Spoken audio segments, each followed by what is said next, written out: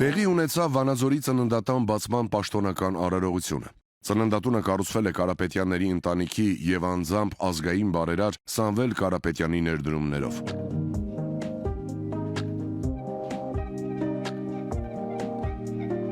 Բացման արարողությանը ներկա էին վաստակաշատ մանկավարժ Սարգիս Կարապետյանը, առողջապահության նախարարն ու Նարեկ Կարապետյանը։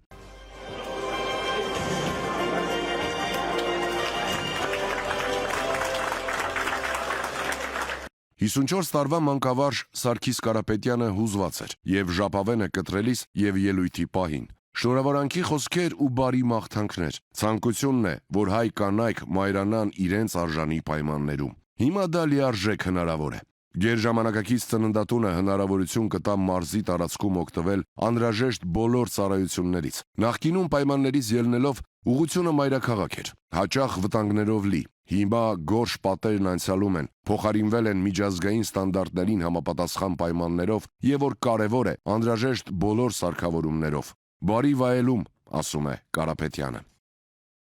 Շնորհավորում եմ ձեզ, կանացորդիներ, և ցանկանում եմ, որ ձեր հարցերը, որոնք մուտք կգործեն այս հիվանդանոցը, բարի ծնունդ ունենան, առողջ լինեն, իրենց բալիկներով անփորձ մեծանան, հասնեն իրենց նպատակին, իրենց մուրազին և արժանի լինեն մեր Հայաստանին։ 5 տարի առաջ, երբ պետությունը հանձն առավ հիվանդանոցի կառուցումը, պարզվեց միջոցները չեն բավարարում ծննդատան կառուցման համար։ Ազգային ժողովի նախկին падգամավոր Կարեն Կարապետյանի որոշումն օրակարգային նշանակություն ուներ։ Հայտարարեց, իր ընտանիքը կհոգա ծննդատան կառուցման բոլոր ծախսերը։ Բուժաշխատողները ոգևորությամբ ընդունեցին լուրը, բայց ավելին է արվել, ասում են։ Նման շքեղ պայմանների մասին չէին էլ կարող երազել։ Մի շենքային պայմաններ, որտեղ ծնարանները գտնվում են երկրորդ հարկում, վիրահատարանները առաջի հարկում և կրիտիկական վիճակներում նույնիսկ չկար վերելակ, որ հիվանդին տեղափոխենք։ Հիվանդին գրկում էինք պատգարակի վրա և մի կերպ տեղափոխում։ Գումարած սարքավորումները, գումարած ամենակարևոր բանը, 4 առանձին ծնարաններ, մոր և երեխայի համատեղ կեցության պալատներ, բոլոր պալատները հագեցած են անհրաժեշտ ամեն ինչով և ամենակարևոր բանը, որ կուզեի նշել, դա այսօր ախտորոշման և անհետաձգելի օգնության կազմակերպման համար ամեն ինչով հագեցած է Վանաձորի մանկաբարձակագինեկոլոգիական բաժանմունքը։ 2 վիրահատարաններ հագեցված անհրաժեշտ բոլոր սարքավորումներով։ Իդեալական, առանց խոսքի։ Ինքներդ տեսնում ենք, ինչպիսի պայմաններ են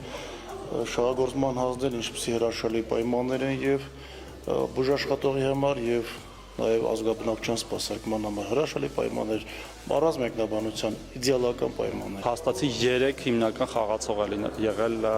այս հիվանդանոցը կառուցելուց, այս բժշկական կենտրոնը դա պետությունն է, որը կառուցել է ստացիոնար բաժանմունքը հիվանդանոցային, դա Տաշիր բարեգործական հիմնադրամն է, որը կառուցել է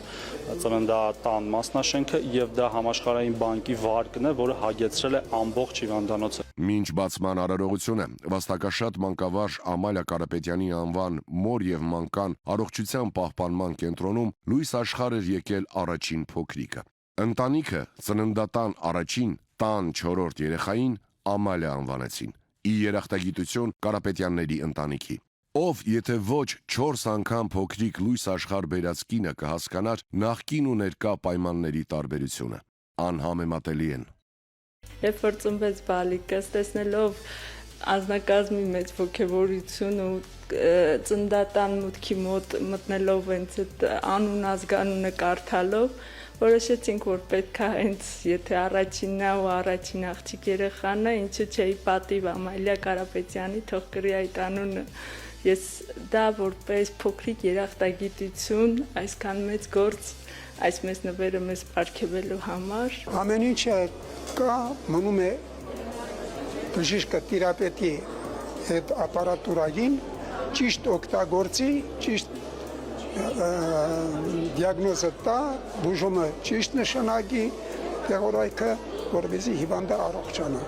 Կարապետյանների ընտանիքը բարի լուրին արձագանքեց ժամեր անց։ 2 միլիոն դրամ փոքրիկ Ամալիայի ընտանիքին։ 500 ԱՄՆ դոլար ծննդատանը լույս աշխարհ եկած երկրորդ երեխային եւ իհարկե Նարեկը, որը աստվածային գիրք ու հայկական աստվածաշունչ են անվանում, որպեսզի ծննդատան գործունեության հիմքերը դրվեն օրհնված եւ մեկնարկը ազդարարվի օրհնություններով։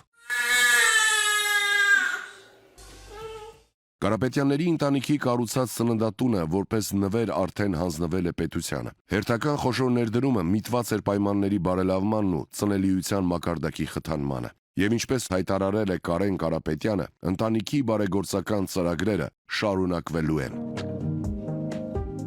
Այսօր արդեն փոքրիկ Ամալյան դպրոցական աղջնակ է, ում ծնունդը յուրահատուկ խորհուրդ ու պատմություն ունի։